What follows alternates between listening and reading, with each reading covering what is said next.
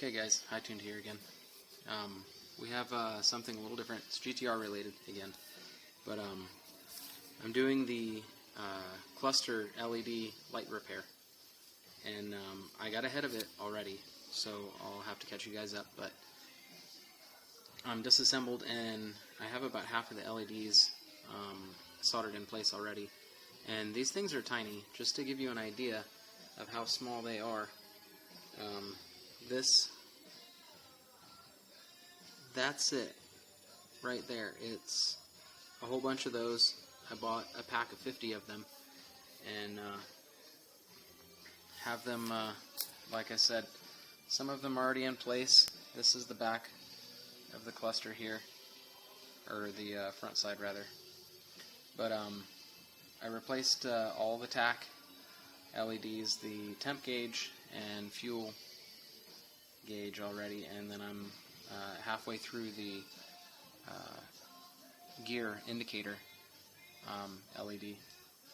There's 7 of them there, and then the easiest way I found to remove these LEDs from the board is to cut them with a razor blade carefully. I'll show the technique on them on that.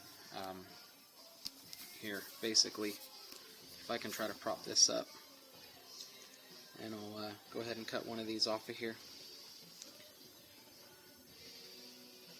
So we'll use this first one as an example here. This is really difficult to do on camera. But basically, if you can prop the razor blade right there up against the pins on the LED, you kind of just wiggle it back and forth until one side pops up, and then you would switch it to the other side. You know, be careful not to cut any other circuitry, but then kind of wiggle it back and forth that way, and you can cut it off. And I've bench tested this one already with the LEDs that I've already replaced, and they're also good. They're good so far. But I'll keep you guys updated when I get this the rest of these done.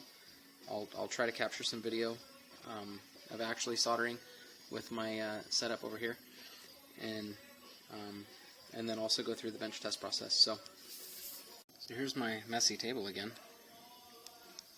and I gotta move my light so I can see what I'm doing here. Okay, so pin 1 and 2 get power, pin 5 gets the ground, and they're good. Perfect. So all of these have now been bench tested. There was these 7 over here, these 2 right here, these 2 right here, and then 7 here, and then 6 more here. And like I said, the next ones will be the message center display. Those will be tricky. They're all in a row. Let's see how it turns out. Okay guys, we're going to try to get this on video here. I'm trying to put just a little tiny bit of solder, and I sharpened the tip on this soldering pen here just to get it more precise.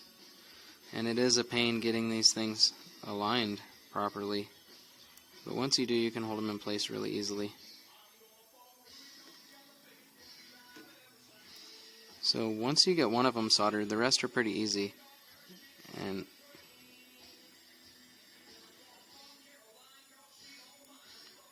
there, that one didn't stick.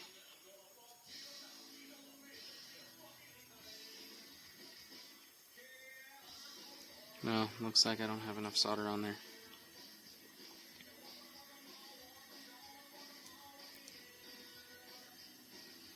And that's too much. Okay. There we go.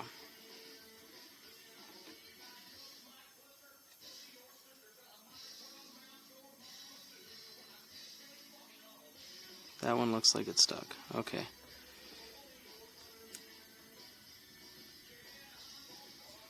There we go.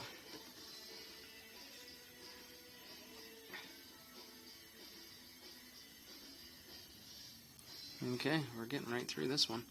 And then we'll turn this around and then do the other side. And the lighting is terrible here.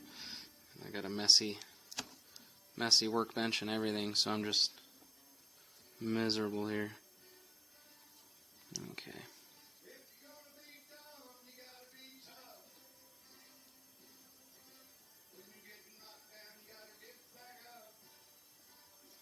Need a little bit more.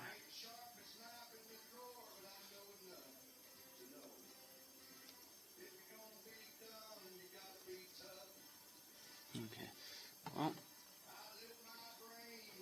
so that's pretty much it. See if we're even focused here. Okay. Yeah, this is a really time-consuming process. It really is. So I'm going to go ahead and solder the rest of these in, and then I'll be right back for the bench test process so you can verify that they all work before you put the cluster back together. Okay, guys. Let me walk you through this real quick. Fix the light. My table is a mess over here. But anyways, this is the entire cluster face right here. What we're going to be focusing on is these pins right here. So this one that you see on the top right is pin number 1, and then over here is pin number 20, and then 21 down here, and then 40 respectively. So what we're probing here to bench test these LEDs is I have a battery set up right there, and so we're just going to apply 12 volts to pins 1 and 2 and a ground to pin number 5. And so what we're looking for is these 7 LEDs here were the last ones that were just replaced. So I want to bench test those to make sure that they work before I move on to another section. So basically I'll apply power on this jumper right here to pin 1 and 2, and then the ground to number 5, and then it looks like all 7 of them are working. So that's bench testing. And I don't know if you've noticed or not, but these are the speedometer LEDs. These ones were still working in my cluster, but all of the tach LEDs were out. And then the speedo, or the temp gauge rather, and the fuel gauge were out. And then my parking, or my gear shift indicator only had 1 good LED left in it. 6 of them on the outside of this were all burned out. Just the center one was working. So far so good. I'm going to go ahead and cut off the speedometer LEDs because they're dimmer now. I don't know if you guys noticed that or not. But yeah, the newer LEDs are brighter. And I'll go ahead and get you the part number on these as well.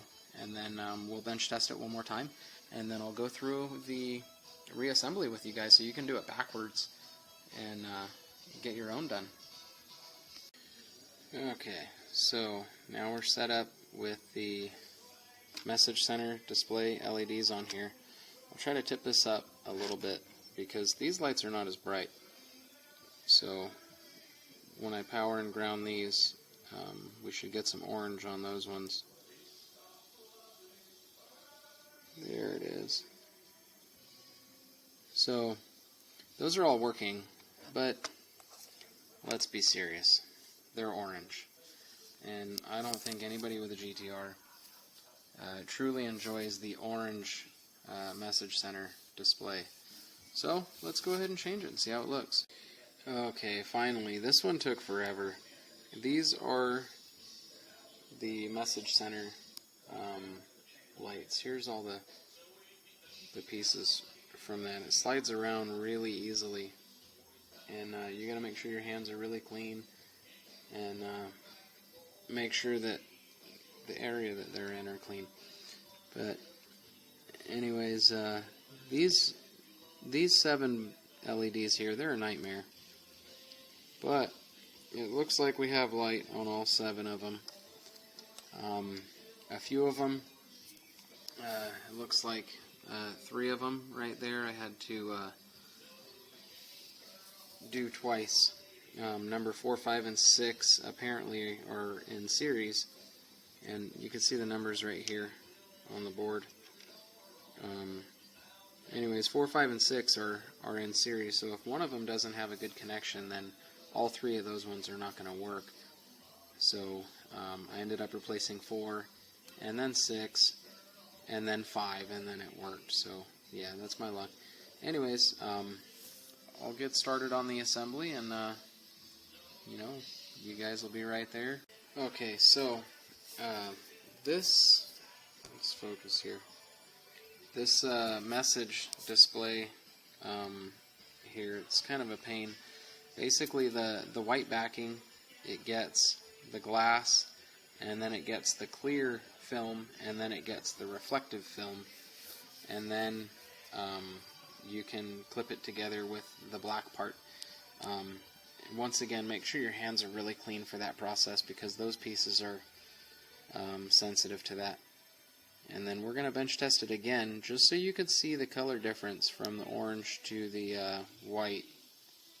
And yeah, it's pretty cool. It's different. So I'm excited about that.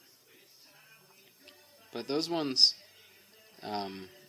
they're much more difficult to solder. Those ones, the distance between the pins when you're soldering those 7 right there on the message center, they're a lot closer together, and it's easy to get frustrated on those ones. They're definitely more difficult, and if I had to go back, I'm not entirely sure that I would do it a second time. So yeah, use your best judgment on that. I guess if you handle the rest of them really easily and good, and you're confident going into that one, I would definitely save those message center LEDs for last. Definitely don't try to start on those, because you'll probably get frustrated like me and kind of want to just scrap the entire project. But it's done, and we'll keep working on some reassembly. I'll see if I can prop this thing up so you guys can watch this process. Okay, so I just got done soldering the LEDs in for the speedo. There's 6 of them on that one, and now we're ready to bench test. And something that you should notice is that these lights will now be just as bright as all the rest of them that I already soldered in. So without further ado, we should have all of the lights in question replaced now, and they should all be just as bright as one another, and we can move on to the next part, which will be the message center display.